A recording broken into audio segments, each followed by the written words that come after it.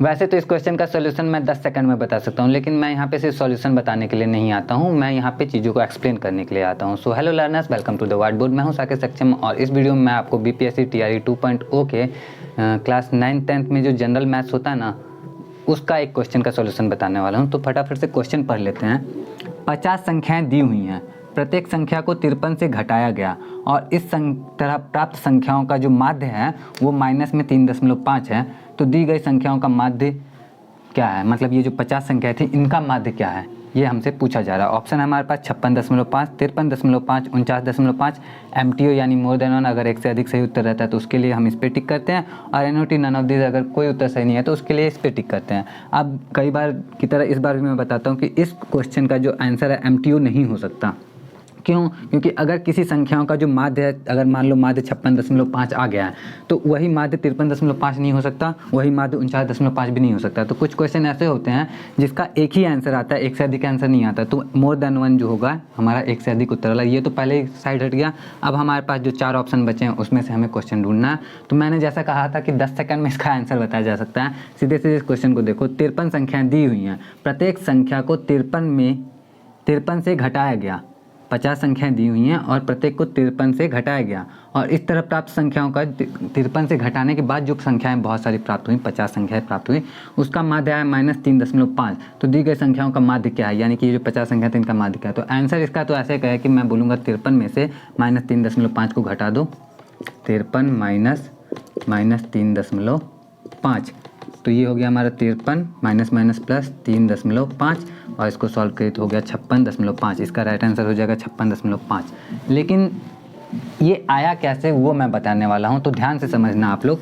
एक छोटा सा एग्जाम्पल लेते हैं, छोटा सा एग्जाम्पल, जैसे मान लो कोई 3 संख्या ले लेते हैं, क्योंकि 50 संख्या लेंगे तो 50 संख्या बहुत ज़्यादा हो जाएगा। तो कोई 3 संख्या लेते हैं।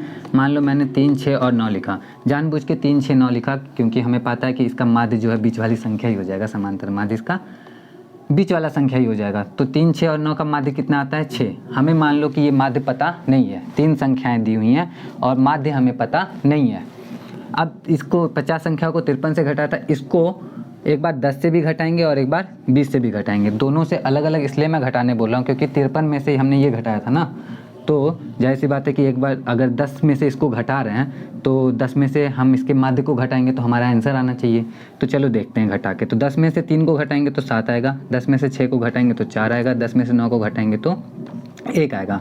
और इस तरह जो संख्याएं हमें मिली इनका माध्य क्या होगा, तो 7, 4 माध्य कैसे निकालते हैं ये तो पता ही होगा आप लोगों को। 7, 4, 11, 1, 12, 12/3, यानी कि इसका माध्य आ गया हमारा 4। अब इसका माध्य 4 है, तो अब इस क्वेश्चन को इसके हिसाब से देखो। 50 संख्याएं दी हुई हैं और प्रत्येक संख्या को 53 से घटाया गया, तो माध्य आया -3.5। हमारे पास 3 संख्याएं दी हुई हैं और प्रत्येक संख्या को 10 से घटाया गया, तो माध्य आया 4। तो इन 3 संख्याओं का माध्य क्या होगा, तो कुछ नहीं, 10 में से हम 4 को घटा देते हैं, हमारा 6 आ जाता है। समझ में आया?